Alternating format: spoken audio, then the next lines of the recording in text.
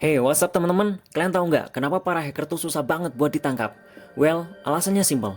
Mereka paham banget soal struktur jaringan. Jadi, buat kalian yang pengen jadi pro di bidang cyber security, kalian juga harus ngerti hal-hal dasar ini. Yuk kita mulai. Let's go. Yang pertama, kayak yang udah saya jelasin kemarin, firewall. Hacker tahu kalau firewall itu ibarat penjaga gerbang di jaringan kalian, tapi mereka juga paham cara ngakalin si penjaga ini. Firewall tugasnya buat nyaring mana traffic yang aman dan mana yang enggak. Tapi hacker biasanya juga cari celah buat nyusup tanpa ketahuan. Kalau mereka bisa buat traffic yang mirip sama biasa yang dilewatkan oleh firewall, mereka bisa lolos tuh. Yang kedua, selain firewall, ada yang enggak kalah penting, IP addressing. Setiap perangkat di internet punya IP address, kayak alamat rumah buat perangkat tersebut. Hacker sering banget nyari IP buat jadi titik awal serangan mereka. Soalnya, kalau mereka udah tahu IP address, mereka bisa coba berbagai cara buat masuk ke sistem. Itu kenapa penting banget buat nyembunyiin atau masking IP kalau kalian gak mau jadi target. Next, kalian pasti sering denger DNS kan, kayak yang kemarin saya bahas. DNS ini kayak buku telepon internet buat nerjemahin nama domain kalian. Kayak misalkan www.google.com gitu, ntar jadinya IP address kayak 192.168 gitulah. Nah, buat hacker, DNS ini salah satu hal yang penting buat dimanfaatkan. Misalnya, waktu mereka pakai tool kayak Nmap gitu ya, yang kemarin kita bahas, mereka bakal ngeping sebuah domain buat dapetin IP-nya. Nah, dari situ mereka bisa mulai langkah selanjutnya buat ngintip atau bahkan ngambil akses dari domain tersebut. Mungkin exploit atau yang lain gitulah. Next ada TCP or IP.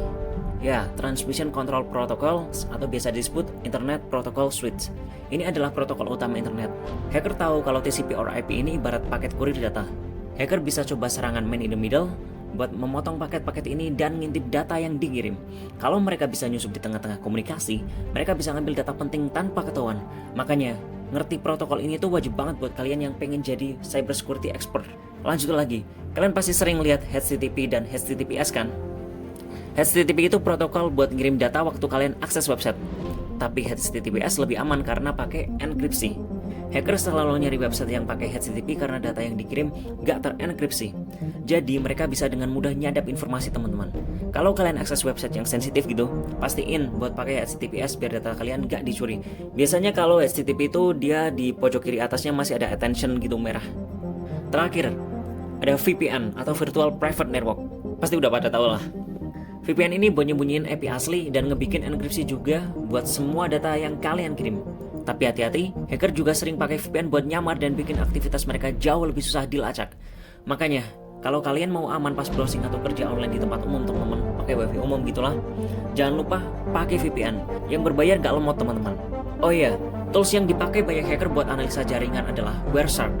Dengan Wireshark, mereka bisa merekam dan melihat semua paket yang dikirim di jaringan. Mereka bisa lihat port apa aja yang kebuka, data apa aja yang keluar masuk, dan dari situ mereka bisa cari celah buat serangan.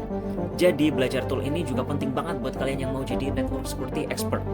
Nah itu dia teman-teman beberapa konsep networking yang wajib kalian pahami kalau mau jadi jago di cyber security. Dari firewall, DNS sampai VPN, semua adalah fondasi yang bakal bikin kalian lebih siap buat ngadepin para peretas di luar sana. Jangan lupa like, komen, dan subscribe biar gak ketinggalan konten hacking dan cyber security lainnya. Saya Rofi, stay safe because no system is safe.